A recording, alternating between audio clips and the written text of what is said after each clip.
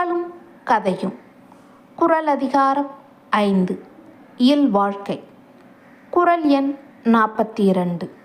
குறள்: துறந்தார்க்கும் துவாதவர்க்கும் இறந்தார்க்கும் இல்வாழ்வான் என்பான் துணை. பொருள்: உலக வாழ்க்கையை துறந்தவர்களுக்கும் வறுமையால் உணவு கிடைக்காதவர்களுக்கும் இறந்தவர்களுக்கும் உரிய கடமைகளை செய்து உதவுபவனே உண்மையான இல்லறத்தான். குறளுக்கான கதை.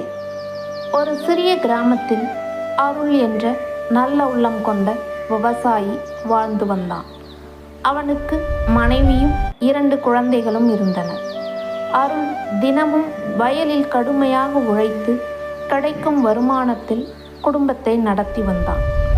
ஆனால் அவன் தன்னுடைய குடும்பத்தை மட்டும் நினைத்து வாழவில்லை. ஒரு நாள் உணவு தேடி ஒரு துறவி அவன் வீட்டின் வாசலுக்கு வந்தார். ஐயா, சிறிது உணவு கிடைக்குமா என்று கேட்டார்.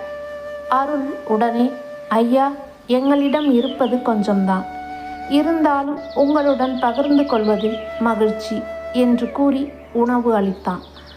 மற்றொரு நாள் பசியால் வாடிய ஒரு ஏழை முதியவர் அவன் வீட்டிற்கு வந்தார். அவருக்கும் உணவு கொடுத்து சில நாட்களுக்கு தேவையான அரிசியையும் கொடுத்தான். அதை கண்ட அவன் மகன் கேட்டான், அப்பா, நம்மிடமே குறைவாக இருக்கும்போது ஏன் மற்றவர்களுக்கும் கொடுக்கிறீர்கள்? அருள் புன்னகையுடன், மகனே, நம்மிடம் இருப்பது நமக்காக மட்டுமல்ல, நம்மால் உதவ முடிந்தவர்களுக்கு உதவுவதுதான் மனித வாழ்க்கையின் சிறப்பு. ஒரு நாள் நாமும் பிறருடைய உதவியை தேவைப்படும் நிலையில் இருக்கலாம் என்றான். சில நாட்களுக்கு பிறகு அருளின் வயலில் பெரிய வெள்ளம் ஏற்பட்டது. பயிர்கள் சேதமடைந்தன. அப்போது முன்பு அருளிடம் உணவு பெற்ற அந்த துறவியும் ஏழை முதியவரும் கிராம மக்களும் ஒன்றாக வந்து அவனுக்கு உதவினர். அருள் உணர்ந்தான், நாம் பிறருக்கு செய்யும் உதவி ஒருபோதும் வீணாகாது, அது எப்படியாவது நம்மிடமே திரும்பி வரும்.